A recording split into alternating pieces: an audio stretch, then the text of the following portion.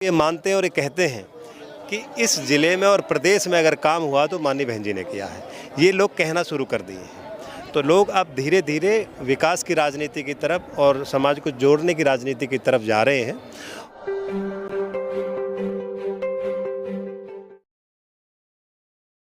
इस वक्त मैं मौजूद हूँ राष्ट्रीय दलित प्रेरणा केंद्र गौतम बुद्ध नगर में, और जहाँ पर बाबा साहब को श्रद्धासुमन अर्पित करने के लिए हज़ारों की संख्या में लोग हैं। बहुत सारे बीएसपी के पदाधिकारी और नेता मेरे साथ मनवीर भाटी जी हैं, जिन्होंने चुनाव लड़ा था। आप अभी भी पार्टी के साथ बने हुए हैं?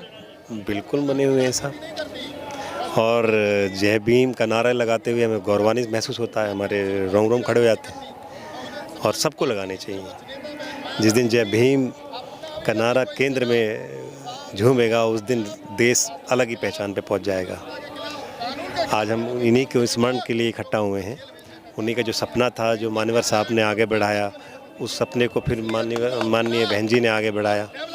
उसकी मिशन को आगे बढ़ाने के लिए, उनको याद करने के लिए, और आगे उनके जो मिशन है, जो उन्होंने भारतीयता का मिशन दिया था, सबको सम्मान सबको अधिकार का जो मिशन दिया था, उसी को बढ़ाने के लिए हम काम कर रहे हैं। तैयारी 27 की चल रही है या 29 की चल रही है? देखिए, तैयारी चल रही है जो लोकतांत्रिक मूल्यों को बचाने की, और जो पिछड़े हैं, बहुजन समाज के लोग हैं, उनको समान अधिकार और सम्मान देने की तैयारी है। हमारी लड़ाई मिशन की लड़ाई है, पद की लड़ाई नहीं है। मान्यवर साहब ने नारा दिया था, जिसकी जितनी हिस्सेदारी उसकी उतनी भागीदारी। उन्होंने नारा दिया था, वोट हमारा राज तुम्हारा नहीं चलेगा, जनता का वोट जनता का राज होना चाहिए। उसी की तैयारी है। पर जो पूरी राजनीतिक कवायद है, जिसमें भाजपा को हराने के लिए विपक्ष जो है वो लामबंद है, उस दौड़ में जो बसपा है वो पिछड़ती हुई नजर आ रही है। उपचुनाव के जो परिणाम हैं वो एक चिंता का विषय है बसपा के समर्थकों नेताओं के लिए। देखिए, दौर आता है राजनीति में। कभी अंग्रेज़ों को भी लगता था कि हिंदुस्तान में उनका परचम हमेशा रहेगा, उनका भी डूबा सूरज उन्हें छोड़ के जाना पड़ा। फिर कांग्रेस को लगा कि तुम्हारा सूरज कभी नहीं डूबेगा, उनकी सत्ता हमेशा रहेगी। ऐसी आज भाजपा को लग रहा है कि हमारी सत्ता सदा सत्ता किसी की नहीं रहेगी। आज हम संघर्ष के दौर में हैं, और ये दौर सीख देता है। या तो जीत होती है या सीख होती है, हार कुछ नहीं होती। हमें सीख लेने की ज़रूरत है। मान्यवर साहब का जो नारा था, उसकी जो लड़ाई थी, मिशन थी उनकी, उन मिशन को जारी है, वो जारी रहेगी। योगी जी ने नारा दिया, बटेंगे तो कटेंगे।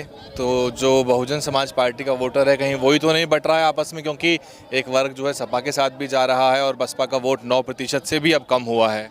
देखिए, ये पहली दुनिया और हमारे देश की पहली ऐसी पार्टी है जो मुसीबत में भी उसका वोटर अपने नेता के साथ खड़ा है। कोई भी पार्टी होती है, आप कांग्रेस देखो, समाजवादी देख लो, या भाजपा भी देख ले, पीछे देखा, जब मुसीबत होता है तो उनके भाई वोटर सब छोड़ के भाग जाते हैं। ऐसी पहली ये पार्टी है जिसका वोटर अपने नेता के साथ खड़ा है। यही जो हमारे हुक्मरान हैं, जो ये सियासतदार हैं, उनको नागवार गुजर रहा है। इसीलिए हमें बांटने की कोशिश कर रहे हैं, क्योंकि वैसे तो तोड़ नहीं सकते। इसी बीच में जो मान्यवर साहब को सपने को लेकर जो आगे चल रहे हैं, उनको तोड़ने के हमारे बीच में लोग खड़े कर दिए हैं। लेकिन ये ऐसा होगा नहीं, टूटेंगे नहीं, और ना ही झुकेंगे ना रुकेंगे। ये कारवां आगे बढ़ा है और बढ़ता रहेगा। 27 में आप क्या चुनावी समीकरण देखते हैं? क्योंकि समय तो बचा नहीं है, जल्दी जल्दी समय निकल जाएगा, एक डेढ़ साल का। और सपा या इंडिया गठबंधन जो है वो भाजपा को हराने की कवायद में रहेगा। तो बीएसपी अगर अकेले चलती है तो फिर उसमें कहाँ स्टैंड करेगी वो? देखिए, आज लोग चर्चा करने लगे हैं।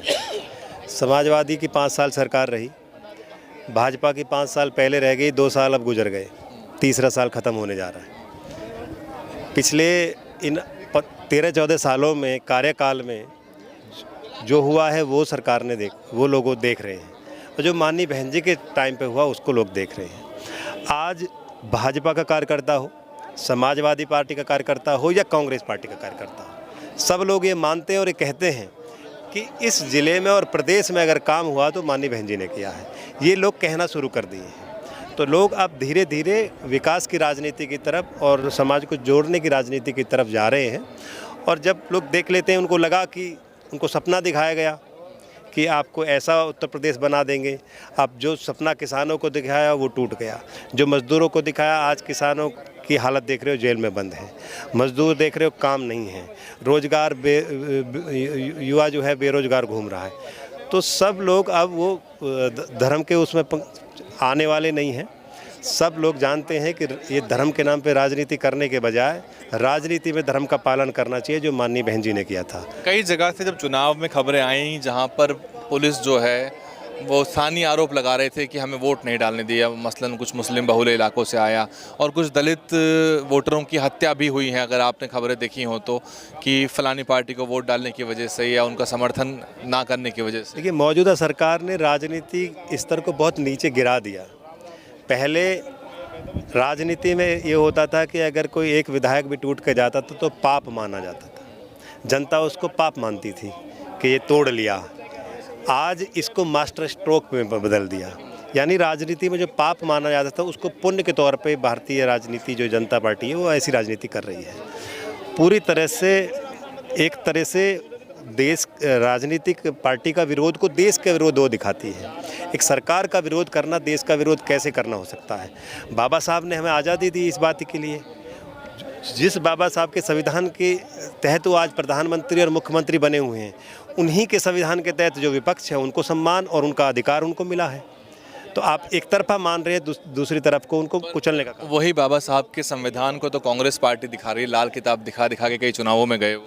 देखिए, ये तस्वीर भी लगाते हैं, लेकिन उनके सपने को कुचलने का भी यही लोग काम करते हैं। जब कांग्रेस पार्टी सरकार में थी तब बाबा साहब को कितना सम्मान मिला वो आप जानते हैं। बहुत मुश्किल से बाद में उन्होंने लड़ना पड़ा, हर बात के लिए लड़ना पड़ा। ये बाबा साहब का नाम लेके केवल जो दलित वोट हैं, बहुजन समाज वोट हैं, उनको लेना चाहते हैं और एक तरह से वहीं पुरानी उस पे ले जाना चाहते हैं, एक तरह से भिखारी बनाना चाहते हैं। बाबा साहब, मान्यवर काशीराम साहब और माननीय बहन जी हक देना चाहती हैं, वो उनका वो वजूद देना चाहती हैं। ये वजूद ख़त्म करने की लड़ाई लड़ रहे हैं। बस 2 रोटी 1 मुट्ठी चावल के सहारे भिखारी बनाने का। हम भिखारी नहीं, देश के मालिक हैं। मान्यवर साहब ने नारा दिया था कि जिसकी जितनी हिस्सेदारी उसकी उतनी भागीदारी। वोट हमारा, राज तुम्हारा नहीं चलेगा। जब वोट हमारा है तो राज भी हमारा होना चाहिए। इस नारे के साथ हम आगे बढ़े। ये थे मनवीर भाटी साहब, जिन्होंने चुनाव बसपा से लड़ा था। हालांकि अमूमन देखने को मिलता है कि जो नेता हैं वो चुनाव लड़ने के बाद पार्टी छोड़ देते हैं या अन्य पार्टियों में चले जाते हैं, लेकिन कमाल की बात है कि मनवीर भाटी साहब को मैं हर बार यहाँ पाता हूँ और मतलब 14 अप्रैल या 6 दिसंबर को हमेशा वो यहाँ मिलते हैं। और भी लोगों से बात करेंगे। 27 में क्या कुछ होगा उसको लेकर मनवीर भाटी साहब अपने विचार यहाँ पे रख रहे थे। DNN हिंदी के लिए राष्ट्रीय दलित प्रेरणा केंद्र से मैं वैभव कुमार। DNN हिंदी को सब्सक्राइब करने के लिए दबाएं लाल रंग का सब्सक्राइब बटन और घंटी का बटन दबाकर ऑल नोटिफिकेशन पर क्लिक करें। चैनल को जिंदा रखने के लिए नीले रंग का ज्वाइन बटन दबाकर चैनल को आर्थिक सहयोग करें।